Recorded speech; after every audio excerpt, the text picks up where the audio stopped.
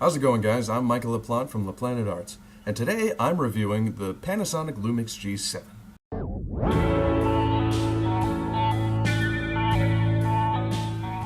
So in this overview, I kind of want to go over some of the basic things about this camera. I don't want to spend too much time with it, so I'm going to be as quick as I can. Right now, on Amazon, this camera is going for $597.99. It's listed at $799 typically, but it's rarely at this price. I personally bought this on Black Friday for $499, and included in that was an enormous kit with all the essentials that you could possibly want to start right off the bat. None of them were too fantastic, but none of them were really too much garbage anyway. And at the price of $499, it's well below the MSRP, so anything you get with it really is a bonus anyway. Okay, so now that you know the price, let's talk about the bad stuff first. There really aren't many. I mean, other than the fact that this is not weather sealed, and the autofocus, the continuous autofocus on video is less than great, I don't have too much to say about it. First, the weather sealing.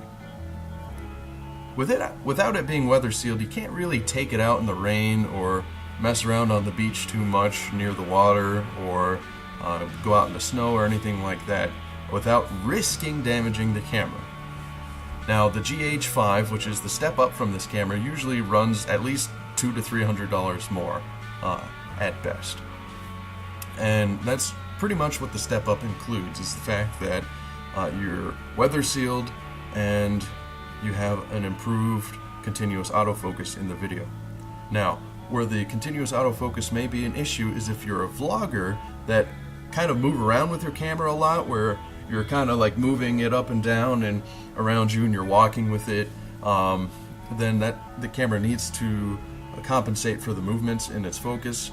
Other than that, it's not really a problem. I mean, I have this on a tripod right now standing in front of me, and it's on manual focus, and most of the things I film, I kind of prefer manual focus. Most cinematographers would, actually. They like to have the complete control over what the camera is focusing on.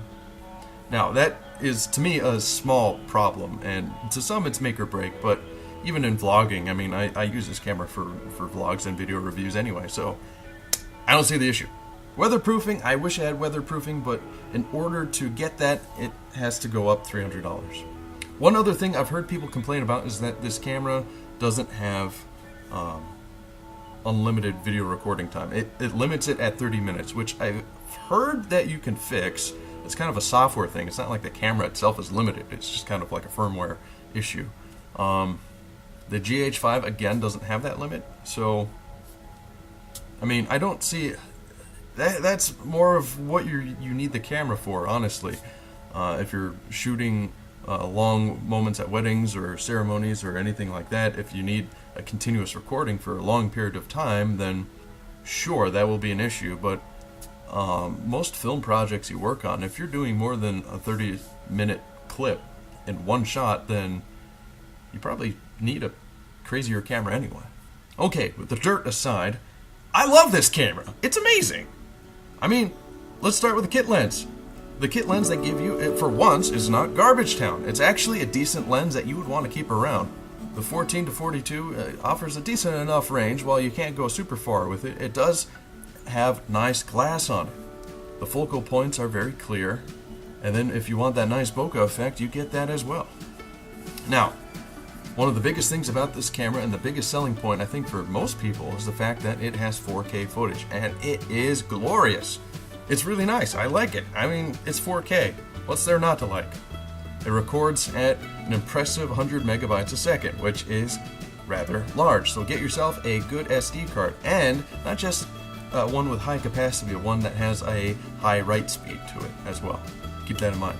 Now, it doesn't shoot at anything higher than 30 frames a second. It has a 24 frames a second, which for you cinematographers out there is important, and a 30 frames per second option. There is no 60 or 120. Let's be real here. This is like a $500 camera for me, so I wouldn't expect much more anyway. It is a crop sensor. It is not full frame, but nevertheless, it still has pretty good low light functionality. Another great thing about this camera is how light it is. It is so light, it barely feels like you're holding anything anyway. All the controls are perfect in your hand. They're easy to access, they're comfortable. That's another thing that's big. They're very comfortable to reach, to get used to moving around. It's great that way. And everything is very settings and feature rich where you can adjust just about everything pretty easily. The little SAD screen it comes with is also very good. It has a nice rail on the top that you can add external flashes or external mics. I'm using an external mic right now.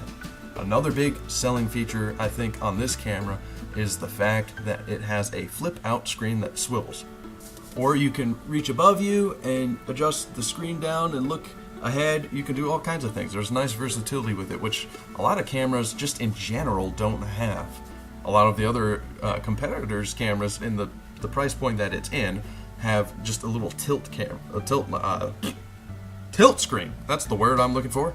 So I got this camera because it was the absolute best camera I could find in that price range. Seriously, nothing else could compare to it. Other people argue like, yeah, the GH5 is better, just buy the GH5. Well, not everyone has $1,000 to spend on a camera. Sometimes you're budgeting yourself. Sometimes you're trying to weigh the options. You're trying to be able to buy other equipment. You have to spread the money out a little bit, and sometimes you don't want to put it all into a camera. If you're a professional photographer, on the other hand, I mean, sure, get the best camera you can, but honestly, I have no complaints with this camera. Another cool thing is that you can use a variety of lenses on this camera. I've seen plenty of people using antique lenses with an adapter at super low prices, and they take amazing pictures with them. I know my next lens I'm going to get is probably going to be the Jupiter 11 lens. So simply put, all in all, in the end, for the price, it is one of the best cameras you can find. It's comfortable, it's versatile, it's great for videography and even some good photography. Not only do I think it's a good place to start, I think it's just a good camera to have. If you're on the go and you don't want to carry around a big camera, this camera doesn't fail to impress. And I'm a pretty picky person. So that's it for my review today. Let me know what you think. Is this camera the right camera for you? Have you found another camera that works good for you? Make sure to leave a comment, and don't forget to like and subscribe and all that good stuff. Alright guys, it's time for me to say goodbye. I will see you in the next video.